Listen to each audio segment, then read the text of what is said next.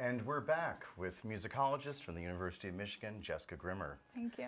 Well, on the first half, we heard two French masterpieces in the conservative, traditional style. Right. And now for our second half, we have two of the great early works of not only, well, the 20th century, but of modernism itself by the great Claude Debussy. This is, of course, in 2018, the centenary of the death of Claude Debussy, but true. one never needs an excuse to play these two amazing masterpieces, very different in their own way.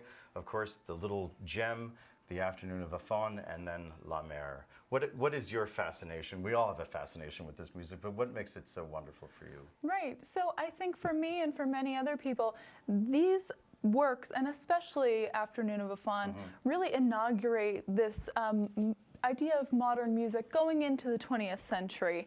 Unlike Rimbaud, who's looking backwards, he's really looking forwards and breaking away from some of those earlier traditions. You might say actually that, well, it's been often said that Debussy's Afternoon of a Faun is the first modern piece of music written just at the very end of the 19th century. Would you agree? That's correct, and it's certainly one of the big contenders. In my mind, it's the first work of modern music. It's using motifs and these large cells instead of the traditional sonata form. It's using different harmonies, his reliance on, say, the whole tone scale or the pentatonic scale rather than functional tonality. Right, right. Of course, he's also inspired by music of the East, Japanese music, and of course the great woodcut tradition of Japanese art, the Hokusai prints. It really does play a profound role in his music at this point. It does, and it speaks to a long French tradition of interest in what they would call Orientalism, although we wouldn't use that term today, that continues through not only his music, but looks forward to the music of Messiaen as well. Indeed, indeed. It's really the beginning of this French modern tradition. Now, at the end of, following Afternoon of a Faun, we go to, again, another of these towering masterpieces by Debussy, his symphonic studies, really, called La Mer, the sea. Now, Debussy didn't really write this while looking at the seacoast, did he? Or no, he didn't, and that speaks to a few things about Debussy's life and his view on program music. So he didn't spend his time writing this near the sea. He did spend a significant portion of his childhood in Cannes after he and his mother fled Paris and the Franco-Prussian War. Right, 1870-71. Right, and at one point his parents wanted him to be a sailor. However, he wrote the beginnings of this piece in the mountains, and he claimed to say, though, that his childhood experiences and those memories were more than enough, and that actually speaks to his idea of program music, that it shouldn't be an exact representation of items or even of events, but rather this impression. Right. Of course, Debussy, with Ravel being the great, French Impressionist composer, and as you say, it's a totally different view of program music from, say, Henri Rabaud, who's trying to be very specific, almost kind of cinematic, if you will, in his description.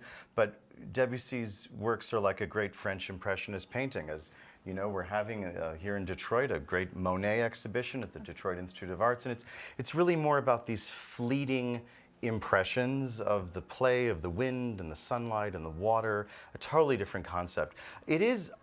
La Mer, to me, is still, in a sense, a symphony. It is a monumental expression in 3 movements, but as you were saying, Debussy takes a totally different tack in how he constructs it. And also, one should say, this was written at a rather complicated time in his personal life. It was. He was getting a lot of really unwanted notoriety, not for his music, but his personal life. He had recently engaged in an affair with the wealthy Emma Bardak, who was not only married, having an affair with Fauré, but also the mother of one of Debussy's students. I see. And so in leaving his wife, he kind of fled a lot of personal relationships at the same time. Right. Yeah, it was Debussy, maybe not the most perfect of human beings, no, but certainly not. like we often find this in all the arts, but a genius of a composer. Absolutely. I think it's also important to talk about how this piece, it's not like 3 paintings, it's 3 series of impressions, and I think it's important to let the listener just let him or herself sink into these, just the spirit of reverie. And it's one of these pieces I think one should close one's eyes while listening. Just let these impressions go by. Yes, absolutely. And I think that Debussy, in releasing the 19th century tradition of having... He let the 19th century go. He let it go, and he let that idea of trying to trace a narrative through one of these programmatic works go. And so the listener can just kind of be in the moment and not try and map it onto any one event. Right, so it really is the sea in its various moods. Absolutely. Wow. Jessica, it's just been fantastic to have you. Well, it's been so wonderful to be here. With your wonderful insights on this wonderful program of French music. We want to thank you for joining us this morning at Orchestra Hall, Detroit. And we also want to extend a special welcome once again to our friends at Varnum LLP, the sponsors of this year's Festival of French Music at the Detroit Symphony Orchestra.